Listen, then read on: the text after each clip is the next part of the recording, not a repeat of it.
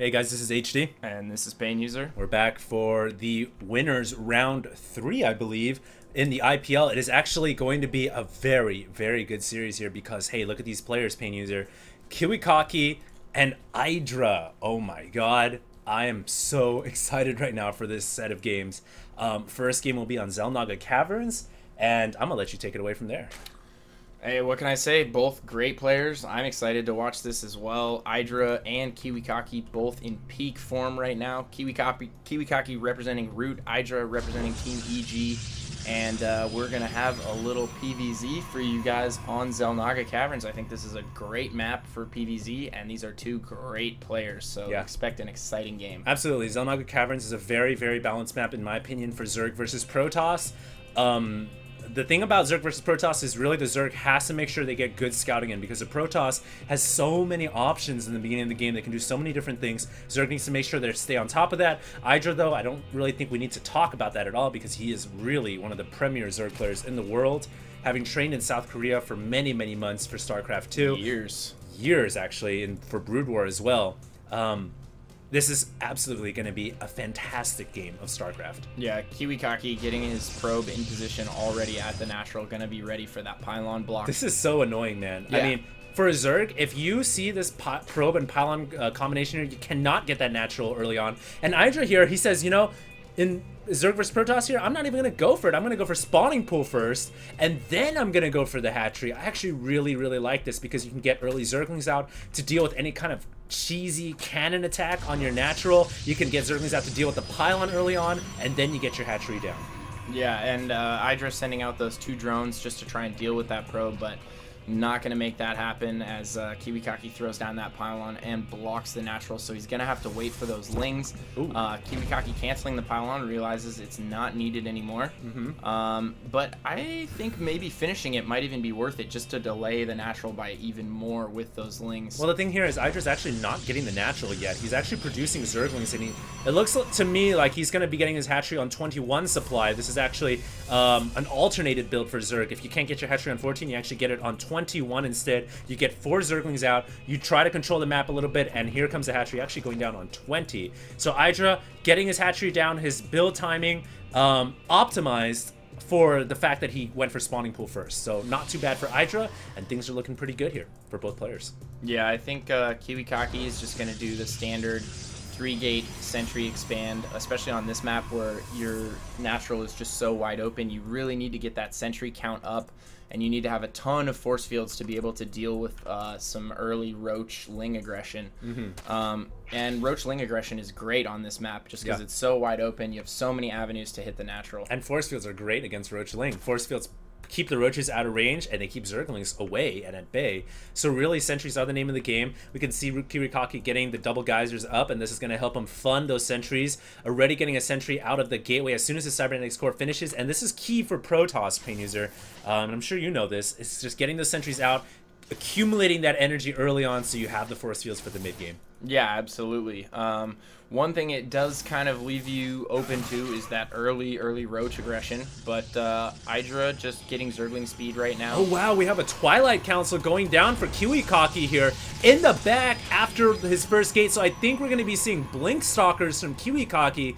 Almost certainly going to have a 3rd gateway coming down, and then Blink Stalkers. And this can be a pretty nasty strategy against Zerg as well, especially if EGIdra is going to be going for Roaches, which he is. And Blink Stalkers are fairly good against Roaches as well as Zerglings. I wonder if he's going to go DT. Oh, I'm thinking Blink Stalkers too. That would be really crazy, man. I wonder if he will, just to catch EGIdra off guard. But is EGIdra sacking an Overlord? Yeah, he is sacking an Overlord, so he's going to see that Twilight Council, and that's huge for EGIdra. Whoa, Chrono boosting the Twilight Council. With no upgrade. And he is getting Dark Shrine.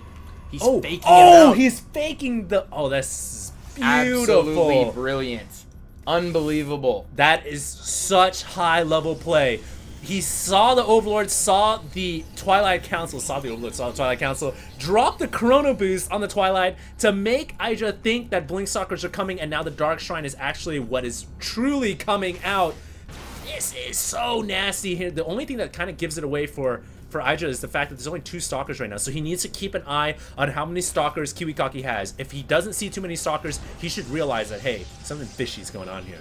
That was such a tricky mind game play right there by KiWiKaKi. But IGidra's sending that Overlord in for a second peek, but he's not sending it in far enough. Yeah. I think he should just sacrifice that Overlord to get a count on the gateways and possibly see if there is a Dark Shrine. But IGiDra wants to keep that Overlord alive, and I don't know if IGidra's going to be able to deal with this. IGidra's getting a ton of speedlings right now because he thinks its Blinkstalker speedling is basically the best counter against mass Blinkstalkers. It can still be difficult to deal with mass Blinkstalkers, but hey, look at this. He's going to come in with these Zerglings. He sees, great force fields, but here's the thing. He sees that there's really not that many Stalkers. Yeah. So it might kind of key him into what's going on here. It actually will force a cancel on the Nexus. Great play by IGiDra, but the Dark Templars are now out and across the map, and IGiDra is making an Overseer. How smart is our man IGiDra? Yeah, he knows what's coming. He definitely caught wind of it just by knowing that there weren't that many Stalkers out, especially when he pushed into the natural right there. Did force the cancel, gonna trap that first Dark Templar. It's gonna go down right away. Beautiful. Second Dark Templar getting 3 kills, but it is also going to go down right away. Not worth it. I think IGiDra is in a great position right now. IGiDra right now has a commanding lead in this game. Because he forced the cancel on this Nexus, the Protoss player KiWiKaKi is leagues and bounds behind the Zerg right now. Zerg can actually afford to go ahead and take the gold if he so pleases, and his queen actually kind of, I don't know what IGiDra's doing. Sometimes when you're Zerg, man, your queens just kind of have a mind of their own and they decide to go off on a little adventure. But really right now, IGiDra's great. I would love to see him maybe tech to ROOTKiWiKaKi because he knows that there's going to be no Colossus whatsoever coming out for KiWiKaKi for a very long time. He may actually, I don't know what he's doing right now. He's droning up, so I would love to see him grab a third here. Yeah, well, to KiWiKaKi's credit, if you go to the income tab, he's actually been doing a great job with probe production. Yeah. He's really not nearly as far behind as I thought he would have been, and he is using those DTs for map control, gonna pick off that queen. I think what IGiDra was trying to do right there was spread Overlord creep and then drop an offensive creep tumor and start creeping KiWiKaKi's side of the map, which is also an awesome little trick. Yeah. And it looks like he's going to start getting Hydras out here, and those are going to be great for dealing with gateway units. And it looks like KiWiKaKi is going to transition into Blinkstalkers right now, going to get those weapon upgrades out, and probably going to stick with a heavy gateway composition for a little while. Now here's the thing for KiWiKaKi, Pain User.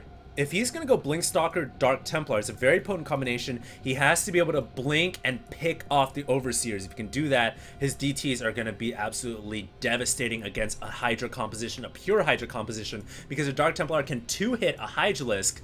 And right now, really, IGiDra only has 1 Overseer. He actually has speed on all these Overlords, which will come in handy.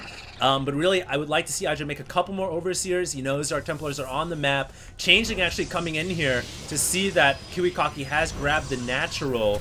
And he, great job here picking off these Dark Templars. Great job. Yeah, 1 Dark Templar going to try and sneak in the back here. It might be able to get, oh, this is the one that already had 3 kills. Going to try and sneak in the back, but there's already an Overseer at the back waiting. And IGiDra doing a Ling Hydra push right here, getting a great concave. KiWiKaKi's units are all stuck in the mineral line right there, and those Hydras are just doing work on the gateway units. Yeah. I think IGiDra's going to be able to take the game right here. Yeah, KiWiKaKi here not being able to warp in additional reinforcements. Keep in mind, he's only got 3 warp gates, ladies and gentlemen, which is not enough, I don't think, to deal with this Hydra ball in front of his natural.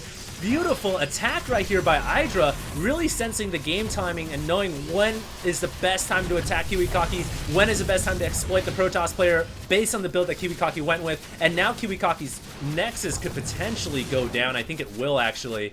In the back, the Dark Templar just kind of chilling, not doing anything. And an Observer coming out of the robotics. I was thinking maybe if that was a Colossus, he might have had a chance, but not a Colossus. And nothing to pick off the Overseer, which means these Dark Templars aren't going to be alive for very long. Yeah, the last-ditch effort is the Dark Templar, and the natural is going to go down, and KiWiKaKi calls GG immediately. That was a serious high-level game. I mean, the fake out of the Chrono Boost on the Twilight Council, and then IGiDra realizing, wait, where's all the Stalkers? I'm amazed that IGiDra still got the read on that. That's really impressive. Without scouting the Dark Shrine, he still knew it was coming, preemptively made that Overseer, and even had the Overseer in the back of his natural with the Spine Crawler, waiting for that DT that eventually came around the back. Yeah, that was super smart play by IGiDra, realizing that there's not enough Stalkers, this is just too funky, I'm gonna make an Overseer just in case, and boom, it came in handy. The Dark Templar came in right when the Overseer morphed. Brilliant start to this series, and we're gonna move on to game 2. Yeah, great game indeed. Stay tuned.